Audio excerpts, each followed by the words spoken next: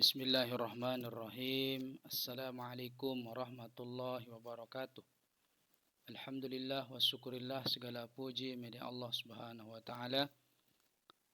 Alhamdulillah, sekarang ini kita lanjutkan tentang babu ma'rifati alamatil i'rab. Bab mengetahui tanda-tanda perubahan.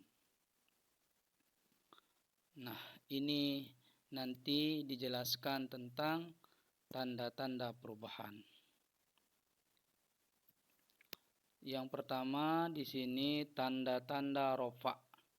Tanda-tanda rofa itu ada 4. Ada 4 di sini tanda rofa. Yang pertama ada namanya dhammah.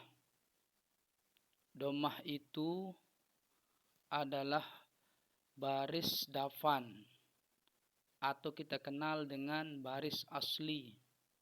Boleh dibaca nanti boleh dibaca atau itu dhammah. Yang kedua tanda rofa adalah wawu. Yang ketiga alif. Yang keempat adalah nun. Tanda-tanda rofa ini adalah ada 4. Yang pertama dhammah. Yang perlu kita hafal di sini yang 4 ini. Dhammah ini namanya baris asli. Wawu, alif, nun itu artinya juga sedang berbaris dafan atau dhammah. Wawu, alif, dan nun adalah gantian dari dhammah. Yang 4 ini sama-sama membariskan dafan atau sama-sama baris dafan. Lanjut. Sekarang perinciannya. Dhammah ini baris asli digunakan pada 4 tempat, yaitu yang pertama isim mufrad. Nah, isim mufrad ini tempat yang pertama digunakan dhammah. Arti isim mufrad kata tunggal atau menunjukkan satu. Yang kedua, tempat digunakan dhammah jamak taksir. Kata tidak beraturan atau berubah dari bentuk asalnya. Itu arti jamak taksir. Yang ketiga, jamak muannats salim. Kalau kita artikan banyak perempuan. Ditambahkan alif dan ta di akhirnya. Maka jadilah jamak muannats salim. Yang keempat, atau dhammah digunakan yang keempat atau terakhir adalah fi'il mudhari'.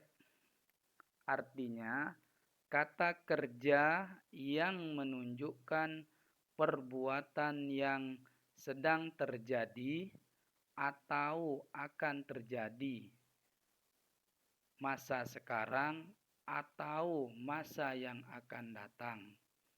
Biasanya fi'il mudhari' itu diawali dengan huruf-huruf atau tambahan-tambahan yang kita kenal dengan ta, ya, nun, alif atau hamzah. Bukan alif tetapi hamzah. Lanjut. Sekarang penjelasannya. Penjelasan dari yang tadi. Isim mufrad itu menunjukkan satu. Contohnya al-waladu nasyitun. Kita lihat kata-kata walad itu berbaris dapan. Ini dia. Berbaris dapan kata-kata walad.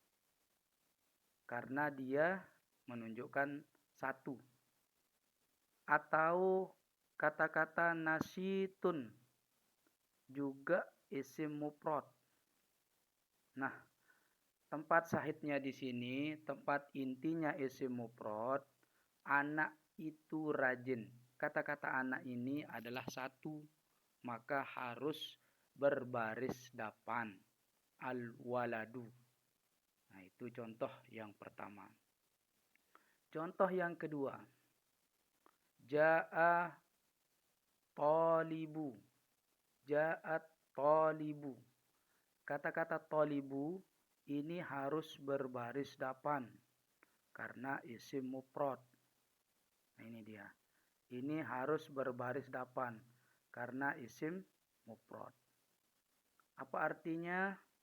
Telah datang murid. Nah, ini yang merah-merah ini tempat digunakan dhammah itu. Lanjut. Yang kedua, tadi kita sudah jelaskan di atas, namanya jamak taksir. Artinya berubah dari bentuk asalnya atau tunggalnya. Contohnya, kita perhatikan contohnya dulu. Nah, ini dia. Ini contohnya kitabun, artinya buku atau satu buku. Kalau kita bilang jamak taksir atau banyak buku, kita harus rubah dia atau berubah dari asalnya menjadi kutubun, banyak buku. Apa yang berubah di sini? Pertama, ketika dia mufrad, ketika dia menunjukkan satu orang, dihilangkan alifnya, maka menjadi kutubun. Nah, itu. Sehingga jamak taksir itu berubah dari bentuk asalnya atau tunggalnya. Yang kedua atau yang ke B. Contoh yang ke B. Qalamun. Kata-kata qalamun ini satu pena. Kalau kita bilang banyak pena atau jamak taksirnya aqlamun. Nah, contoh-contoh jamak taksir ini itulah dhammah digunakan. Kita ulang. Di sini contoh dari jamak taksir kita lihat pada lapas bun menjadi kutubun. Ini dia. Ini. Nah, kutubun. Yang ini mimnya mun. Aqlamun.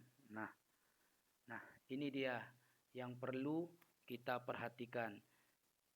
Lanjut. Penjelasan selanjutnya. Tadi kita sudah jelaskan nomor 1 dan nomor 2 dhammah digunakan. Sekarang nomor 3. Jamak muannatsis salim. Artinya banyak perempuan.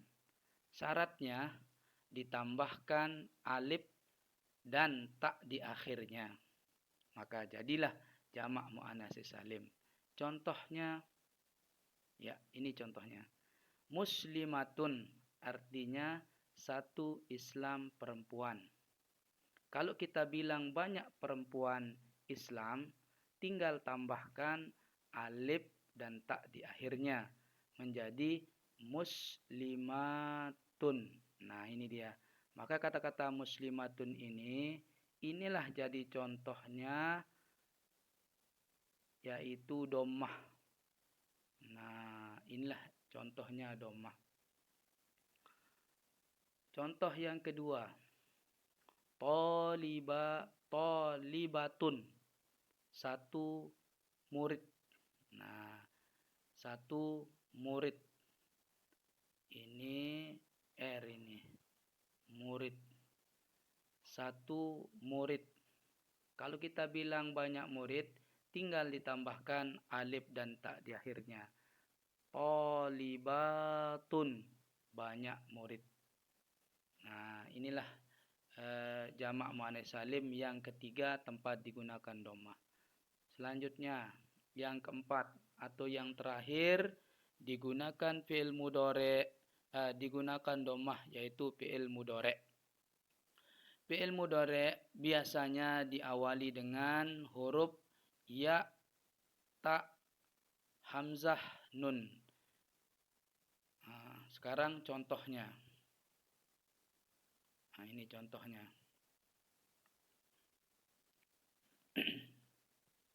Nah, sekarang contohnya. Kalau kita mau bikin contohnya, kita datangkan dulu fi'il madinya. Nah, mana fi'il madinya? Zahaba. Nah, telah pergi. Tambahkan ya menjadi yazhabu. Nah, dia laki-laki sedang atau akan pergi. Nah, lanjut. Ini contoh yang kedua. Kataba. Telah menulis. Kita tambahkan tak menjadi taktubu. Nah, tambahkan taktubu. Di sini dia sedang berbaris dapan. Di sini sedang berbaris dapan karena domah itu tempat digunakan di fi'il mudhari'. Artinya kamu laki-laki sedang atau akan menulis. Lanjut. Qara'a telah membaca. Kalau kita bilang aqra'u saya sedang atau akan membaca. Nah, inilah contoh-contoh dari fi'il mudhari' yang sedang berbaris dapan atau dhammah digunakan terakhir di fi'il mudhari'. Kata-kataku, aku mencintaimu ilmu nahu. Semoga engkau mencintai kami yang sangat fakir ini. Semoga Allah meridhoi kami yang mempelajarinya. Amin ya rabbal alamin. Tunggu lanjutan dari tanda-tanda rofa. Sekian, assalamualaikum warahmatullahi wabarakatuh.